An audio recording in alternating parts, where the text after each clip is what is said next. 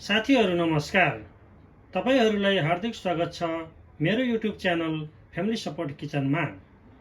आज मैले chicken curry बनाउन गइरहेको छु। त्यसको लागि मैले यहाँ 2 वटा सुकेको रातो खुर्सानी होल, जिराको दाना, सिनामोम, त्यसपछि 3 वटा जति सुकमेल, 3 वटा ल्वाङ, तेजपत्ता सानो 3 पिस, त्यसै गरी यहाँ रेड चिल्ली पाउडर। यदि तपाईलाई रेड चिल्ली पाउडर मन पर्दैन भने अर्थात् पिरो हुन्छ भने नराख्दा नि हुन्छ, स्किप गर्दा नि हुन्छ। त्यसै गरी थोरै मात्रामा बेसार, त्यसै गरी स्वाद अनुसारको नुन, त्यसै गरी यो धनिया पाउडर, त्यसै गरी यो जिरा पाउडर, त्यसै गरी यहाँ मैले पिसेर राखेको जिरा, धनिया, लसुन र थोरै मात्रामा चिकन करी पाउडर मिसाएको छु, त्यो पिसेर राखेको छु। त्यसै गरी मैले यहाँ चप गरेको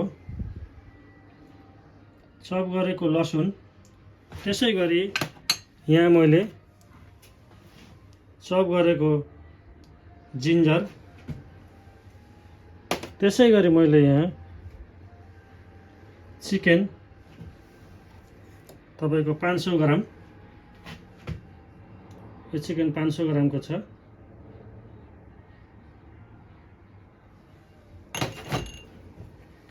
त्यसै गरी यो 100 ग्राम प्याज चप गरेको, जोखेर नै चप गरेको छु। त्यसै गरी यो टमाटो पिसेको, यो चाहिँ 150 ग्राम छ। त्यसपछि मैले चिकन करी बनाउनको लागि कराईलाई बसालिसकेपछि यसमा मैले 3 टेबल स्पुन जति तेल राखेँ। तेल राखेर एकछिनसम्म तातो हुन दिनुपर्छ। यसलाई हल्का तातो भएपछि यसमा मैले रातो खुर्सानी होल 2 पिस राख्ने छु। र हेर्नुस्, जब रातो खुर्सानी हल्का फुलेर कालो हुन्छ अर्थात् फुर्छ, त्यसपछि मैले यहाँ 3 पिस तेजपत्ता, यो दालचिनी, त्यसपछि यो ल्वाङ, सुकमेल र साथमा जिरा पनि एकैचोटि राख्ने छु। जिरा राख्दाखेरि पर्र पड्किनु पर्छ, धेरै कालो बनाउनु पर्दैन जिराको लागि।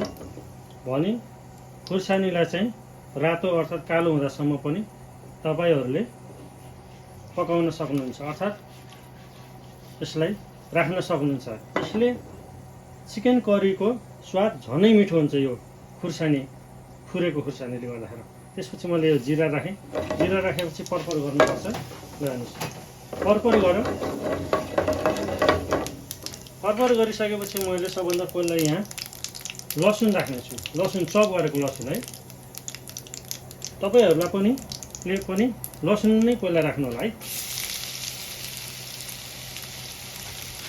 लसुन राखेपछि यसलाई मजाले चलाउनुहोस्। लसुन चाहिँ गोल्डन ब्राउन भएपछि यसमा प्याज खनाइदिइहाल्नु होला, जलाउनु नदिनु होला है। जलाउनु दिनुभयो भने राम्रो बन्दैन। त्यसपछि यसलाई राम्ररी चलाइ गोल्डन ब्राउन हुँदासम्म पकाउनु होला। मैले यहाँ ननस्टिक भाँडो भएको हुनाले रबरको उयसले पन्नुले चलाएको छु। तपाईहरूले पनि यदि ननस्टिक भाँडो युज गर्नुभयो भने त्यस्तै गरी चलाउनु होला, जसले गर्दाखेरि भाँडो बिग्रिन पाउँदैन। यसलाई गोल्डन ब्राउन हुँदासम्म मजाले चलाइ पकाउनुहोस् है। यहाँ प्याज गोल्डन ब्राउन भइसकेको छ। यो धेरै जल्न दिनु हुँदैन, गोल्डन ब्राउन मात्र हुनुपर्छ। त्यसपछि यसमा मैले सर्वप्रथम त यो जिन्जर अर्थात् अदुवा चप गरेको राख्ने छु। यसलाई मैले पछि राखेँ नपुर्याउने भएको भएर। यसले नि स्वादलाई, चिकन करीको स्वादलाई एकदम राम्रो बनाउँछ। बेसार राखेँ मैले। बेसार राखेपछि चलाइसकेपछि यो धेरै बेर पकाउनु हुँदैन। त्यसपछि टमाटर राखिदिएको छु मैले। टमाटर राख्न एकदम जरुरी छ, किनभने यसले यो पाक्नुपर्छ। त्यसपछि यस्तै राम्ररी चलाइ पकाउने है।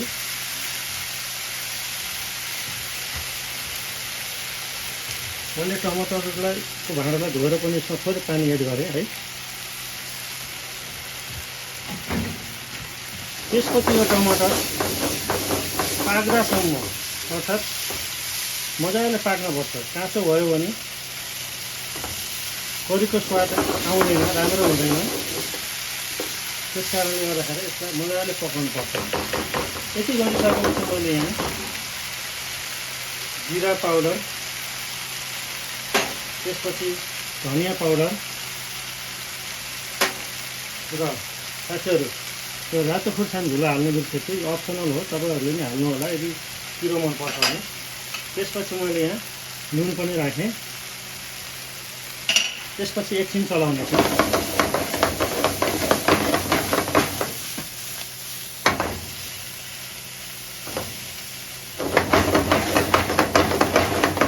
त्यो गाढा भइसकेपछि मजाले यसले तल पिठ छोड्छ, हेर्नुहोस् यी होइन।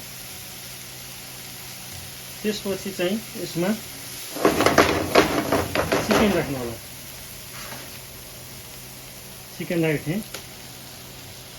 चिकनलाई अब मजाले चलाइ पकाउनु पर्छ। यसैसँग थोरै पानी छोड्छ चिकनले पछिबाट है।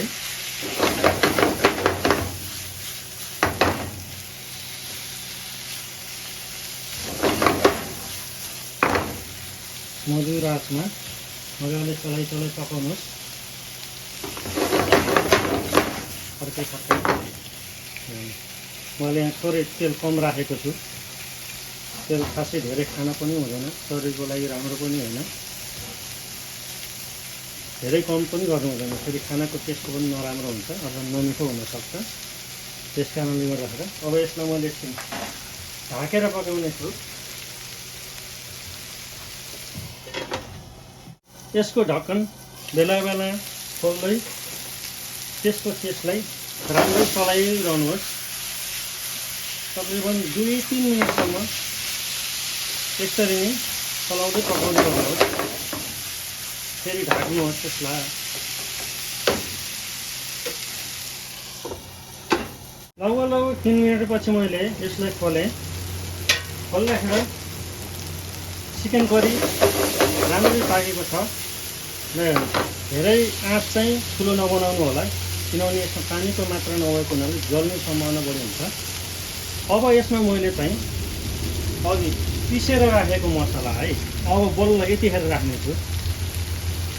यतिखेर राख्नाले यसमा झनै टेस्ट आउँछ है। त्यही भएर अब मैले यसलाई राखेँ, मिक्स गरेँ। मिक्स गरिसकेपछि यसमा मैले यो मसला पकाउनको लागि थोरै पानी एड गरेँ। हेर्नुहोस् त, मसला राख्दाखेरि कस्तो मजाको ठाउँ लाग्ने जस्तो भयो चिकन करी। यसलाई पनि मैले एकैछिन पकाउने छु, चलाइ है। थोरै आगोको टेम्परेचर हिट गर्नुहोस् है, थोरै बढी गरिदिनुहोस् यो बेलामा।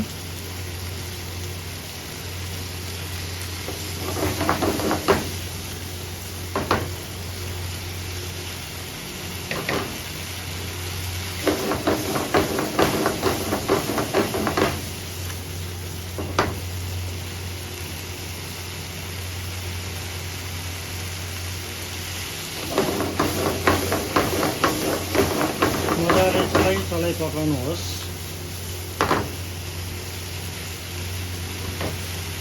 कस्तो मजाको कलर आएको छ ल, हेर्नुहोस् त चिकन करीको। मलाई त हेर्दै खाउँ लाग्ने भइसक्यो अहिले नै।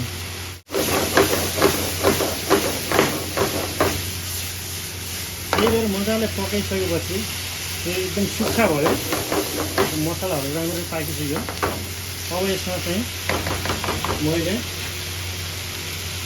पानी एड गर्नेछु। पानी चाहिँ मैले तताएको एड गर्नेछु।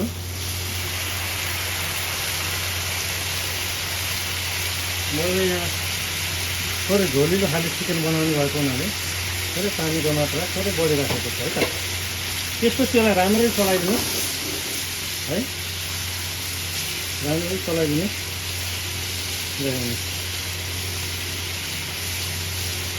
त्यसपछि मजाले यसलाई एकछिनसम्म ढाकेर पकाउनुहोस् चिकन करीलाई। 3-4 मिनट त्यसलाई खोल्नुहोस्। ल हेर्नुहोस् त चिकन करी कस्तो राम्रो देखियो, ठाउँ लाग्ने। यदि तपाईँले चिकन करीलाई अझै गाढा गर्न चाहनुहुन्छ भने अझै गाढा गर्नुहोस्, नत्र भने यत्तिकै खान पनि सकिन्छ। मैले यत्तिकै मनपर्ने भएको हुनाले अर्थात् भातसँग खाने भएको हुनाले मैले यत्तिकै बनाएर यसलाई बन्द गर्छु ग्यासलाई। यदि तपाईँहरूसँग धनियाको पत्ता एभाइलेबल छ भने यसमाथि यसपछि राखिदिनु होला, जसले गर्दा चिकन अझै खाउ लाग्ने हुन्छ। मैले चाहिँ यहाँ युज गरेको छैन नभएको हुनाले।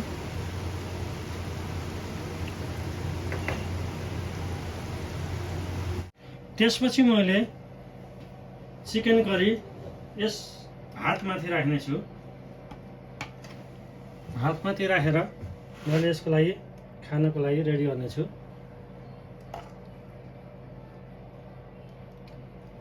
यसरी